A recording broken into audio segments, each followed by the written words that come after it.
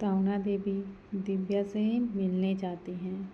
इस वक्त दिव्या के साथ विकासा जी और अनुज, रूही और रूहानी मौजूद थी। तरुणा देवी सबको जाने के लिए कहती हैं और खुद जाकर दिव्या के पास बैठ जाती हैं। उनके बैठते ही दिव्या झट से कहती है, मैं बिल्कुल ठीक हूँ दादी। तरुणा देवी दिव्या के सर पर हाथ रखकर सहलाती हैं और बड़े प्यार से कहती हैं, अब आपको हमें कुछ नहीं होने देंगे हम। दिव्या जैसे तरुणा देवी के दिल की हर बात समझ गई हो। वह तरुणा देवी के हाथों को पकड़कर कहती है, दादी इसमें आपके पोते की कोई गलती नहीं है। दिव्या के बातों को सुनकर तरुणा देवी थोड़ा सा मुस्कुरा देती हैं और फिर कहती हैं, आपको कैसे पता कि हम आदि से नाराज हैं। दिव्या आप हमें देखकर गुस्से से जब चली गई थी तो तरुणा देवी हम आदि से नाराज नहीं हैं कि आपको चोट लगी है, बल्कि हम इसलिए नाराज हैं क्योंकि उन्होंने आपके बारे में उसी वक्त हमें नहीं बताया। दिव्या बिल्कुल चुप हो जाती है। तरुणा देवी आगे कहती हैं, हमें आदि पर पूरा भरोसा है, वह आपको कुछ भी नहीं होने देती।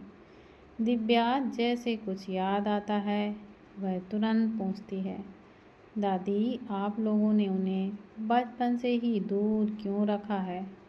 जैसे ही तरुणा देवी यह सुनती हैं तो उनके चेहरे के भाव एकदम से ही बदल जाते हैं। वह अपनी जगह से खड़ी होकर दिव्या की तरफ पीठ करके खड़ी हो जाती हैं और फिर कहती हैं, जो जग अब भर चुके हैं उन्हें कुरेदने का कोई भी फ़ायदा नहीं है। आदि के अतीत में बीते दर्द को हम बुरे सपने में तब्दील कर चुके हैं।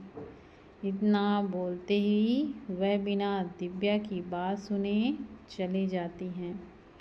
दिव्या उनकी बातों में छुपे दर्दों को अच्छे से समझ रही थी। दिव्या बहुत देर तक ही सोचती रहती है, फिर घड़ी की तरफ नज़र डालती है तो उसमें 12:30 बज चुके थे, लेकिन आदित्य कमरे में अब तक नहीं आया था। दिव्या दरवाजे की तरफ देखती है, फिर कुछ सोचते हुए अपनी आंखें बंद कर लेती हूँ। आंखें बंद करने से उसे कुछ ही देर में नींद आ जाती है। अंधेरी रात ऐसे ही बीत जाती है और सुबह की पहली किरण दिव्या के चेहरे पर पड़ती है। दिव्या अपनी आंखें खोलकर पहले बेड के दूसरे साइड की तरफ देखती है।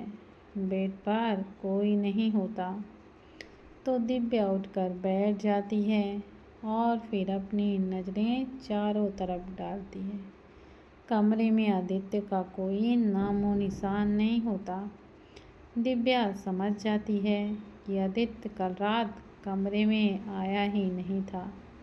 वह घड़ी की तरफ नज़र डालती है तो घड़ी में अब भी बस 5 बज रहे थे। यह देखकर दिव्या एक बार फिर से अपनी नज़रें वॉशरूम के दरवाजे पर तरफ चली जाती हैं, लेकिन इस बार भी उसे निराशा ही लगती है। आदित्य वहाँ पर भी नहीं था। दिव्या फिर एक बार अपनी आँखों को बंद कर लेती है। कुछ देर बाद कमरे में किसी के आने की आहट से दिव्या की आँखें खुलती हैं। पहले तो दिव्या को लगता है कि आदित्य ही होगा, लेकिन इस वक्त गौरव मुस्कुराते हुए वहाँ पर आ रहा होता है। दिव्या भी उसे देखकर थोड़ा सा मुस्कुराती है। गौरव दिव्या के पास बैठकर गुड मॉर्निंग भाभी। दिव्या भी जवाब देती है, गुड मॉर्निंग। गौरव दिव्या के पैरों को देखते हुए कहता है, कल तो मैं यहाँ नहीं था तो आपके चोट के बारे में मुझे सुबह ही पता चला। दिव्या अब ठीक है, इतनी भी ज़्यादा नहीं लगी है। गौरव दिव्या से, एक बार मैं देख लूँ?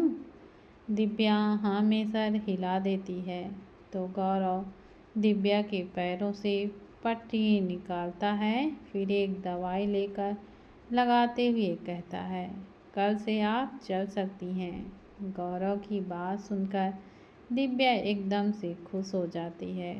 तभी अनुज भी अंदर आता है। अनुज आते के साथ गौरव से, आप कब आए? गौरव, बस कुछ देर पहले ही। अनुज भी बेड पर चढ़कर बैठ जाता है और दिव्या से, थैंक गॉड भाभी, आप जल्दी वापस आ गई, वरना आपके बिना तो मन ही नहीं लग रहा था। तभी बाहर से आवाज़ आती है, झूठ, एकदम झूठ बोल रहे हैं। सब दरवाजे की तरफ देखते हैं तो रूही आ रही होती है। रूही भी बेड पर बैठकर कहती है, भाभी, आपको पता है अनुज भाई ने आपको बिल्कुल भी याद नहीं किया है। अनुज एकदम से बीच में, ओ हेलो, भाभी से पूछ लो, मैं ही उन्हें हमेशा कॉल करके बात किया करता था। फिर दिव्या की तरफ देखकर, क्यों भाभी, मैंने सही कहा ना? दिव्या मुस्कुराते हुए अपना सर हाँ में हिला देती है तो अनुज बिल्कुल किसी छोटे बच्चे की तरह एकदम से खुश हो जाता है और रूही मुंह बना लेती है। उन्हें ऐसी हरकतें देखकर दिव्या हंसने लगती है। दिव्या को हंसता देख तीनों ही मुस्कुरा देते हैं। अब रूही अपने हाथ में खाने की ट्रे लेकर अंदर आती है और फिर टेबल पर रख देती है और कहती है, भाभी, नाश्ता तैयार है, आप खा लीजिए। दिव्या, हाँ, पहले मैं फ्रेश हो जाती हूँ। सब एक साथ कहते हैं, ठीक है भाभी, तो हम चलते हैं। इतना बोलते ही सब वहाँ से चले जाते हैं। दिव्या अब अपने आप को देखती है। कल से ना नहाने की वजह से उसे अब बिल्कुल भी अच्छा नहीं लगता। दिव्या बेड से अपने पैर नीचे उतारती है और बेड को पकड़कर खड़े होने की कोशिश करने लगती है कि तभी आदि भी कमरे में पहुंच जाता है। दिव्या को ऐसे देखकर आदित्य जल्दी से आगे बढ़कर दिव्या को अपनी गोद में उठा लेता है। अचानक से आदित्य के ऐसा करने से दिव्या तो एक पल के लिए सहम सी जाती है, फिर अगले ही पल आदित्य के चेहरे को देखकर सुकून से भर जाती है। आदित्य दिव्या को टूल पर बैठाकर वहाँ से जाने लगता है तो दिव्या उसका हाथ पकड़ लेती है। आदित्य पीछे मुड़कर देखता है तो दिव्या थोड़ी परेशान सी उसे ही देख रही थी। आदित्य दिव्या की परेशानी को देखते हुए पूछता है, क्या हुआ? दिव्या हिचकिचाते हुए कहती है, वो हमें नहाना है। आदित्य तुरंत जवाब देता है, इसकी अभी कोई ज़रूरत नहीं है, तुम्हारा जब पैर एकदम ठीक हो जाएगा तब नहाना। इतना बोलकर जाने लगता है कि दिव्या फिर से आदित्य का हाथ पकड़ लेती है और एकदम मासूम सा चेहरा बनाकर कहती है, प्लीज़, हमें इसकी आदत नहीं है, हमें बिल्कुल भी अच्छा नहीं लग रहा है। एक बार हम अपने पूरे शरीर को भिगा दें तो हमें अच्छा लगेगा। आदित्य अब बिना कुछ बोले दिव्या को गोद में उठा लेता है और शावर की तरफ लेकर चला जाता है। दिव्या एकदम हैरानी से कहती है, ये आप क्या कर रहे हैं? आदित्य सपाट से जवाब देता है, तुमने ही तो कहा है कि तुम्हें नहाना है। दिव्या, हाँ, पर वह इतना बोलते ही रुक जाती है। आदित्य दिव्या को शावर के नीचे ले जाता है और दिव्या के दोनों पैरों को अपने कमर पर ही लपेट देता है। दिव्या बस आदित्य की हर एक हरकत को नोटिस कर रही थी। उसके साथ ही उसकी धड़कन बहुत तेज चल रही थी। आदित्य शावर ऑन करता है और दिव्या की कमर को दोनों हाथों से पकड़कर ऊपर करता है। दिव्या शावर के नीचे थी और आदित्य शावर से थोड़ा हटकर खड़ा हो जाता है ताकि दिव्या के पैरों पर पानी ना पहुंच जाए। दिव्या आदित्य के इतने पास होने से एकदम से सिरह उठती है। पानी की बूंद दिव्या की ठंडी राहत दे रही थी, लेकिन आदित्य की करीबी उसके शरीर पर गर्माहट से उत्पन्न कर रही थी। दिव्या की साड़ी एकदम से पतली थी, जिससे वह चिपककर दिव्या के बदन को उभार रही थी। आदित्य की नज़र भी दिव्या के शरीर से होते हुए पानी पर पड़ती है। दिव्या के फिगर को देखकर आदित्य की सांसें एकदम से तेज हो जाती हैं। अब दोनों की आंखें आपस में एकदम से टकरा जाती हैं। टकराते नज़रें आपस में मिल जाती हैं। दोनों शावर के नीचे एक दूसरे की नज़रों में खोए हुए थे। दिव्या एकदम से शर्माते हुए अपना सर झुका लेती है। आदित्य की नज़र जब दिव्या के गले पर मौजूद तिल पर टिक जाती है। तिल की वजह से दिव्या का गला बहुत ही ज़्यादा आकर्षण लग रहा था। अब तो आदित्य अपने आप को बिल्कुल संभाल नहीं पाता और एकदम से अपनी ऊँट दिव्या के गले पर रख देता है। दिव्या की पकड़ आदित्य के कंधे पर कस सी जाती है। आदित्य अब दिव्या के गले को चूमना शुरू कर देता है, जिससे दिव्या मचल सी उठती है। तेज सांसें सी होने लगती हैं। बढ़ती धड़कनों की कोशिश करते हुए दिव्या अपने हाथों को आदित्य के गले पर लपेट लेती है। आदित्य के हाथ दिव्या के कमर पर कसते हुए एकदम से सहलाने लगते हैं। आदित्य के होंठ रुकने का नाम ही नहीं लेते, गहराई से दिव्या के गले को चूमते रहते हैं। दिव्या बिल्कुल सिरह से उठती है। आदित्य दिव्या को शावर के नीचे से हटाकर दीवार की तरफ ले जाकर सटा देता है। दिव्या के पैर अब भी आदित्य के कमर पर लिपटे हुए थे। आदित्य अब बिल्कुल भी खुद को रोक नहीं पाता और दिव्या को सटाकर उसके और करीब आ जाता है। कमर पर हाथ और भी ज़्यादा कस जाते हैं और उसे किस और भी ज़्यादा गहरी हो जाती है। दिव्या बहुत तेज तेज सांसें लेने लगती है। दोनों के लिए यह एक पहला एहसास था जो एक दूसरे के साथ वो दोनों जी रहे थे। काफ़ी देर की किस करने के बाद आदित्य दिव्या को देखने लगता है, जिसकी आंखें बंद थीं और सांसें तेज थीं। बंद पलकें, भीगा चेहरा दिव्या की खूबसूरती को और भी ज़्यादा बढ़ा रही थी। आदित्य दिव्या के आगे झुककर दोनों पलकों को चूम लेता है और कसकर गले लगा लेता है। दिव्या की हाथ भी कस जाते हैं। दिव्या अपने सांसों को काबू कर ही रही थी कि एकदम से उसकी सांसें ही अटक सी जाती हैं। आदित्य दिव्या को गले लगाते हुए दिव्या की साड़ी को उसके शरीर से अलग कर देता है और उसे किस और भी गहरी हो जाती है। दिव्या बहुत तेज तेज से सांसें लेने लगती है। दोनों के लिए यह एक पहला एहसास था जो एक दूसरे को जी रहे थे। काफ़ी देर के किस के बाद आदित्य दिव्या को देखने लगता है, जिसकी आंखें बंद थी और सांसें तेज। बंद पलकें, भीगा हुआ चेहरा दिव्या की खूबसूरती को और भी ज़्यादा बढ़ा रहा था। आदित्य दिव्या के आगे झुककर उसके दोनों पलकों को चूम लेता है और कसकर अपने गले लगा लेता है।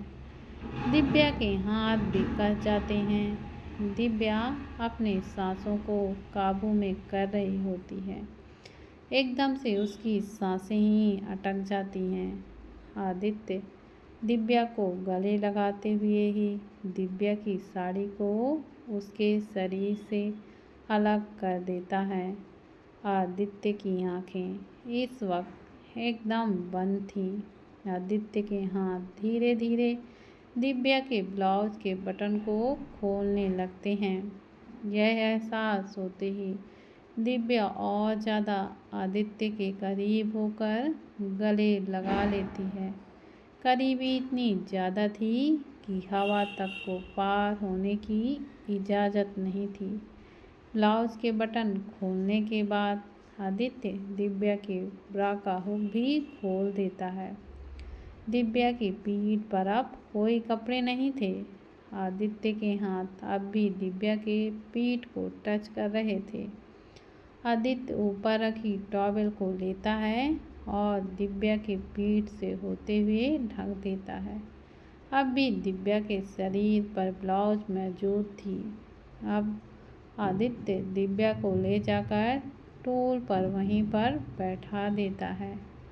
दिव्या की आंखें अब भी बिल्कुल पूरी तरह से बंद थीं। आदित्य दिव्या के हाथों पर कपड़े रखता है और दिव्या के गाल पर हाथ रखकर एकदम शांति से कहता है, जल्दी से चेंज कर लो, मैं दरवाजे पर ही तुम्हारा वेट कर रहा हूँ। दिव्या तो शर्म से अपनी आंखें ही नहीं खोलती। दिव्या के गाल शर्म से एकदम से लाल हो चुके थे। नजरें उठाकर आदित्य को देखने की भी उसमें हिम्मत ही नहीं हो रही थी।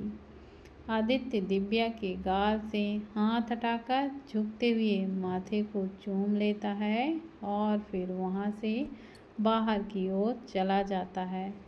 उसके जाते ही दिव्या अपनी धड़कनों को संभालते हुए अपने सीने पर हाथ रख लेती है और आंखें एकदम से खोलती है। दिव्या खड़ी होकर चेंज करती है और धीरे धीरे वॉशरूम से निकलने लगती है। एक बार वह पलटकर वॉशरूम को देखती है तो उसे अभी जो हुआ वह सब सामने दिखने लगता है। वह खुद से ही सवाल करती है, क्या ये कोई सपना था जो उसे मीठी सिरन दे गई? तो जवाब था नहीं, ये कोई सपना नहीं था बल्कि सच था। आदित्य ने सच में दिव्या के इतने करीब खुद को लाया था और इस करीबी से दिव्या को एक अलग सा एहसास मिला था जो शायद ही उसने महसूस किया हो। दिव्या फिर धीरे से दरवाजे को खोलती है तो देखती है आदित्य चेंज करने के लिए अपने सेट को खोले हुए था। यह देखकर दिव्या की आंखें शर्म से झुक जाती हैं। दिव्या को देखते ही आदित्य अपनी सेट को छोड़कर दिव्या के पास जाता है। आदित्य को आता महसूस कर दिव्या की धड़कन एक बार फिर से एकदम से तेज हो जाती है। आदित्य दिव्या को उठा लेता है। दिव्या का हाथ आदित्य के खुले सीने पर चले जाते हैं। दिव्या को इस वक्त बहुत ही ज़्यादा शर्म आ रही थी। उसने अपनी आंखें बंद करके रखी हुई थी। वहीं आदित्य बिल्कुल नॉर्मल था। वह दिव्या को ले जाकर बेड पर बैठा देता है और खुद वहां से कबर्ड के पास जाकर सेट निकाल कर पहनने लगता है। रेडी होकर आदित्य कमरे से निकलने ही लगता है कि तभी उसकी नज़र टेबल पर रखी नाश्ते की प्लेट पर पड़ती है। आदित्य दिव्या को एक नज़र देखता है जो अब भी आंखें बंद किए हुए ही बैठी थी। वह खाने की प्लेट लेकर दिव्या के पास जाता है और उसके साथ ही बैठ जाता है। दिव्या अपनी आंखें धीरे से खोलती है। आदित्य दिव्या की नज़रों को इशारे से खाने के लिए बोलता है तो दिव्या नाश्ता करने लगती है। जब तक दिव्या का नाश्ता ख़त्म नहीं होता तब तक आदित्य वहीं बैठा अपने फ़ोन पर मेल चेक करने लगता है। दिव्या सर झुकाए सारा नाश्ता कर लेती है। दिव्या का नाश्ता ख़त्म होते ही आदित्य अपनी जगह से उठकर कमरे से बाहर की ओर निकल जाता है। उसके जाते ही दिव्या सर उठाकर देखती है। अब जाकर दिव्या की हिम्मत होती है नज़रें उठाने की। इधर दूसरी तरफ कॉलेज में हर तरफ चहल पहल थी। आज चारों भाई बहन कॉलेज एक साथ आए हुए थे। कॉलेज की लड़कियों की नज़र बस एक ही पर टिकी हुई थी, वह था अनुज। आज अनुज ने बहुत दिनों बाद अपने कदम कॉलेज पर रखे हुए थे। अनुज कॉलेज के बहुत सी लड़कियों का क्रश था, लेकिन अनुज बिल्कुल अपनी भाइयों की तरह ही लड़कियों से हमेशा ही दूर रहता था। रूही चारों तरफ लड़कियों की ललचाई नज़रों को देखकर कहती है, अनुज भाई आप ना आंखें सेंकने का चार्ज लिया कीजिए। अनुज कन्फ्यूजन सा रूही को देखता है तो रूही कहती है, आप देख नहीं रहे हैं चारों तरफ लड़कियां आपको देखकर आँख ही सेके जा रही हैं। मैं तो कहती हूँ कि कल से आप ना घूंघट डाल कर आया करो। पैसे दो घूंघट उठाओ, इससे आपकी कमाई भी हो जाएगी।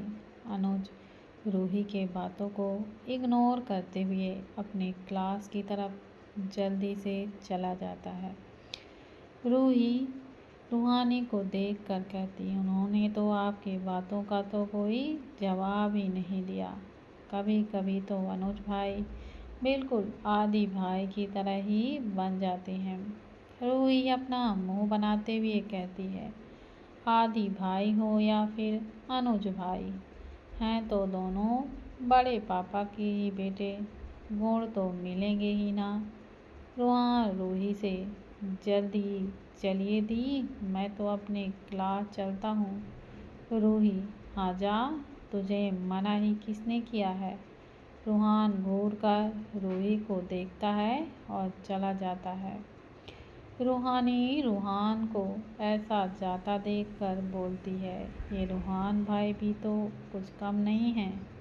रूही अपने स्टाइल में कहती है तो सिंघानिया परिवार का ही खून ना। थोड़ी देर में रूहानी का भी क्लास पहुंच जाती है। वह क्लास की तरफ बढ़ जाती है। अब रूही अकेली अपनी क्लास की तरफ बढ़ने लगती है। रूही सीढ़ियों से ऊपर जाती हुई क्लास की तरफ बढ़ने लगती है कि कोई उसका हाथ पकड़कर खींच लेता है। अचानक खींचने की वजह से रूही संभल नहीं पाती और वह सीधा उस इंसान के सीने से जा लगती है। लेकिन रूही जल्दी से उससे दूर होकर गुस्से से कहती है, how day you touch me. सामने एक लड़का खड़ा रूही के धक्का देने से थोड़ा सा दूर हो गया था। वह जैसे ही रूही का गुस्से से भरा हुआ चेहरा देखता है, मुस्कुराते हुए कहता है, मेरी रूह को छूने की हिम्मत मुझ में नहीं होगी तो फिर किस में होगी। इतना बोलते हुए लड़का रूही को कमर से पकड़कर अपनी तरफ खींच लेता है और बालों को रूही के चेहरे से हटाते हुए कहता है, 1 साल बाद तुम मुझे मिल रही हो। लगता है दादी से इसके बारे में शिकायत करनी पड़ेगी। रूही मुंह फेर कर खड़ी हो जाती है तो वह लड़का रूही के गालों को किस कर लेता है। रूही की आंखें एकदम से बड़ी हो जाती हैं और वह उसे घूरने लगती है। रूही के घूरने से वह लड़का एक आंख बिक करके मुस्कुरा देता है। रूही अचानक से उसे जोर का धक्का देती है और क्लासरूम में भाग जाती है। वहीं वह लड़का वहां खड़े अपने सर पर हाथ फेरते हुए मुस्कुराने लगता है। कुछ ही देर में चारों के क्लास खत्म होते हैं। सब एक जगह इकट्ठा हो जाते हैं। रूही परेशान सा बेंच में अनुज और रूहान के साथ ही बैठी हुई थी। तभी रूहानी एक लड़के के हाथ को पकड़कर वहां पर पहुंच जाती है। रूही जैसे ही उस लड़के को रूहानी के साथ आते हुए देखती है, मुंह फेर कर फोन पर बिजी हो जाती है। उस लड़के की नज़र तो कब से रूही पर ही टिकी हुई थी। जैसे ही वह लड़का रूही को मुंह फेरते हुए देखता है तो मुस्कुराने लगता है। ये वही लड़का था जो रूही को क्लास के बाहर मिला था। रूहानी सबके पास पहुंचकर उस लड़के का हाथ छोड़ देती है। उस लड़के को देखकर अनुज खड़े होकर गले लगाते हुए कहता है, कैसा है तू यार? वह लड़का अनुज की पीठ पर हाथ रखकर कहता है, बिल्कुल ठीक हूँ, और तू बता? अनुज उस लड़के से अलग होते हुए बोलता है, एकदम ठीक। वह लड़का रूहान के गले लगा लेता है और उससे दूर होकर वह लड़का रूही के पास जाता है। लेकिन उससे पहले रूही अपनी जगह से उठकर फ़ोन पर बातें करने लगती है। रूही सीधे तरीके से ही उसे इग्नोर कर रही थी। यह देखकर वह लड़का फिर एक बार मुस्कुरा देता है और सबके साथ आकर बैठ जाता है। अनुज उस लड़के से, सो मिस्टर तेजस ठाकुर सिंह, आज आपने कॉलेज में कदम कैसे रखा? आप तो बिजनेस की दुनिया में खोए हुए बादशाह हो। तेजस एक नज़र रूही को देखकर कहता है, आखिर इसकी वजह तो तुम सबको पता ही होगी ना।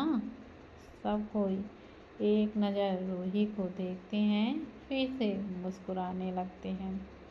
कुछ देर तक सब बातें करते हैं। तभी रूही आकर एकदम से कहती है, हम घर जा रहे हैं। रूहानी रूही के पास जाकर उसका हाथ पकड़कर तेजस के पास जाकर कहती है, अरे दी, इतनी जल्दी भी क्या है? आप जीजू से तो मिली ही नहीं। जीजू शब्द सुनते ही रूही घूर कर रूहानी को देखती है तो रूहानी डर से तेजस के बगल में ही बैठ जाती है। रूही जाते हुए कहती है, जिसको आना है आए, मैं तो जा रही हूँ।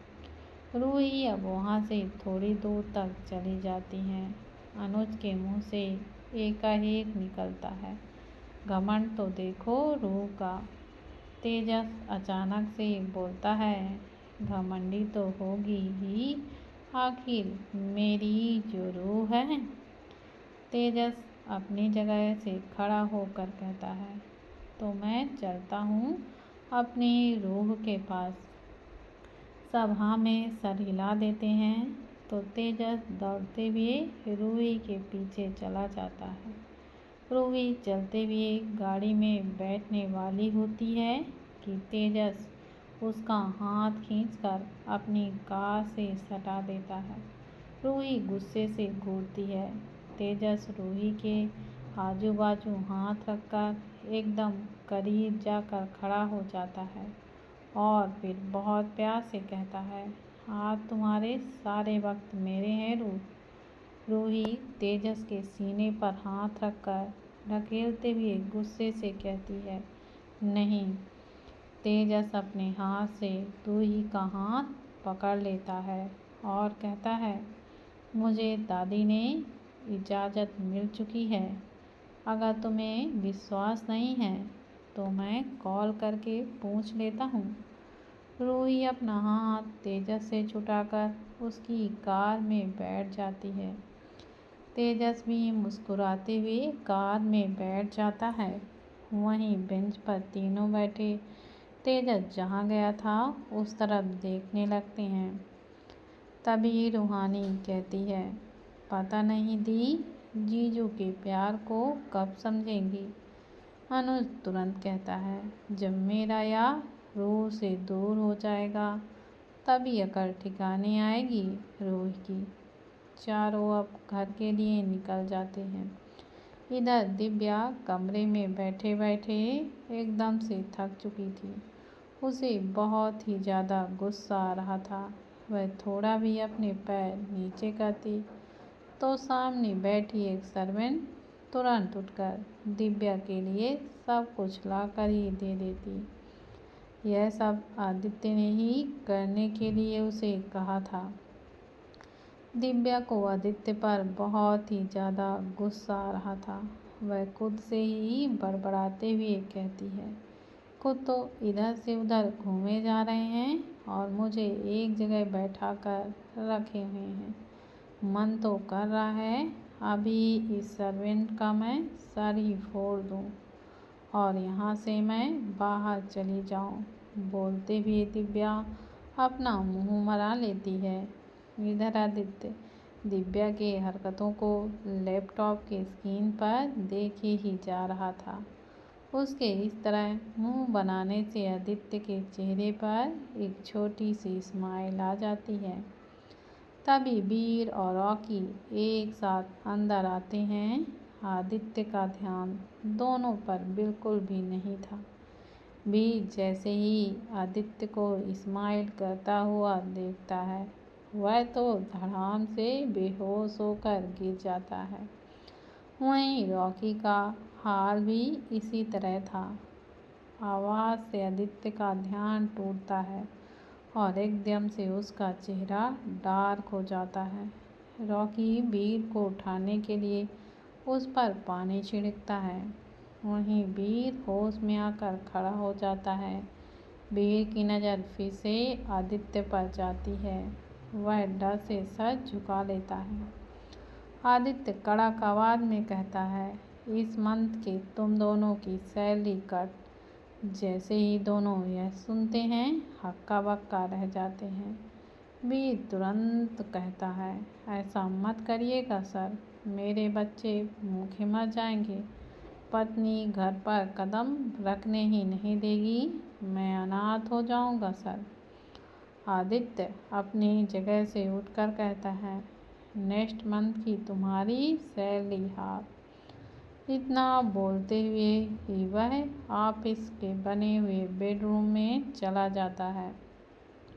वीर रोने जैसी शक्ल बनाकर कहता है, एक स्माइल देखने की इतनी बड़ी सजा। रॉकी वीर को देखकर, वैसे तू बता, तेरी शादी कब हो गई और बच्चे। इस पर वीर कहता है, मुझे लगा मैं ऐसा बोलूँगा तो मेरी सैलरी बच जाएगी, लेकिन एक्टिंग की वजह से नेक्स्ट मंथ की भी सैलरी चली गई।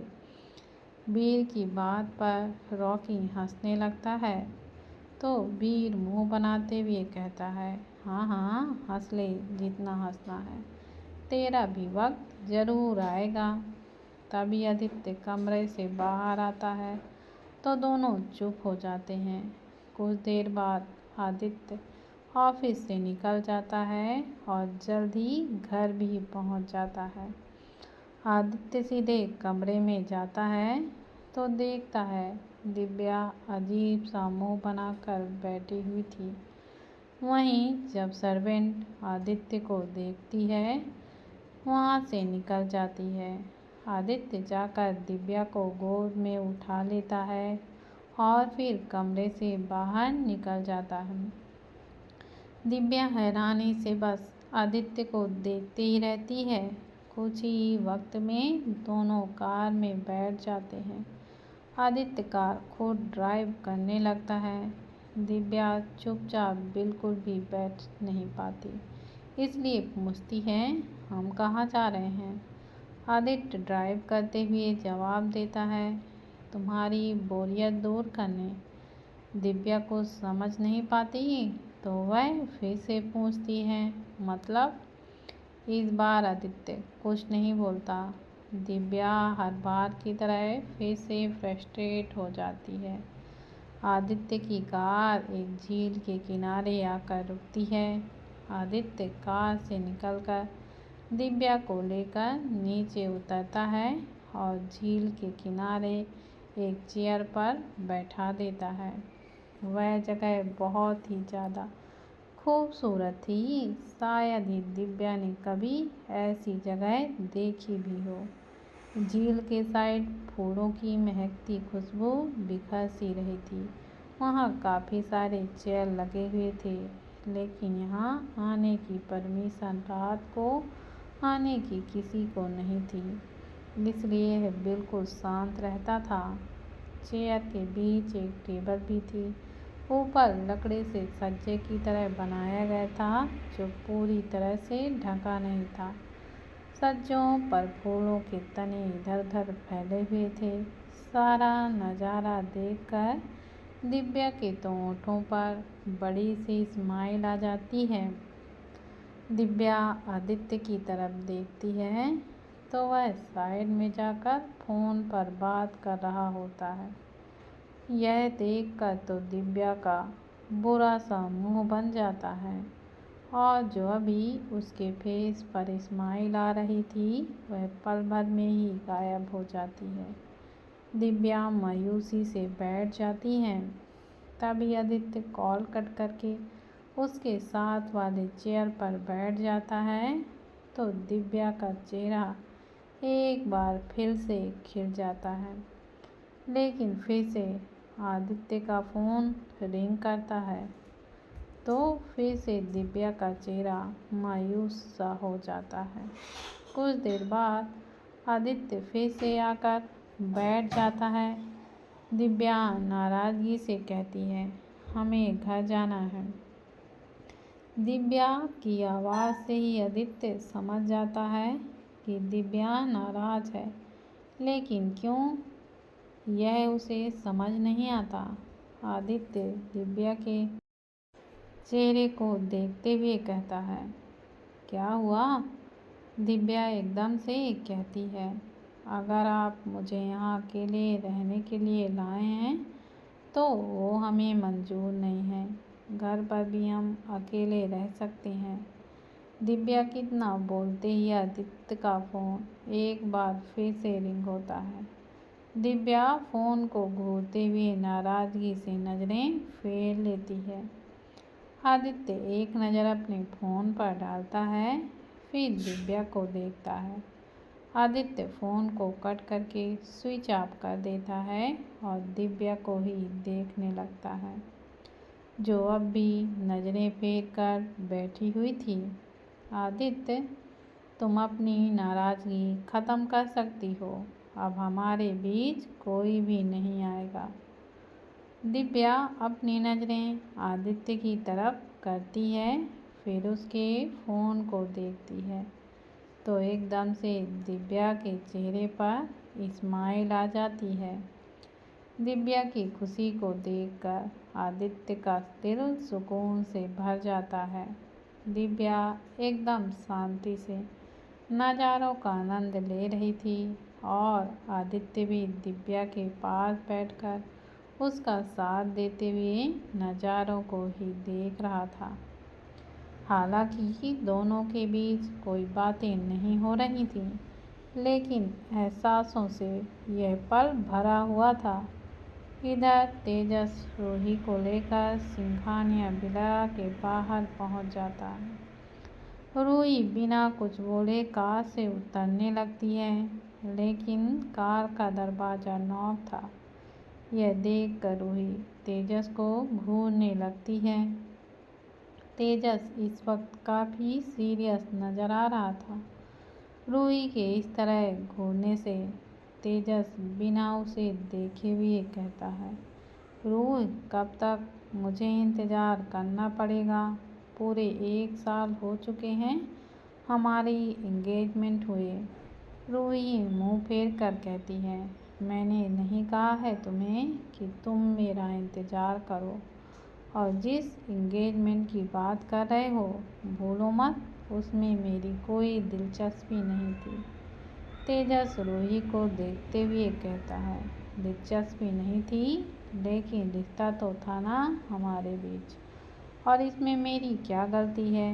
हमारे पेरेंट्स ने हमारी मर्जी देखी ही नहीं थी, तो हम क्या करें। रूही एकदम से कहती है, गलती यह थी कि तुमने हमारे रिश्ते को बढ़ाने की कोशिश की।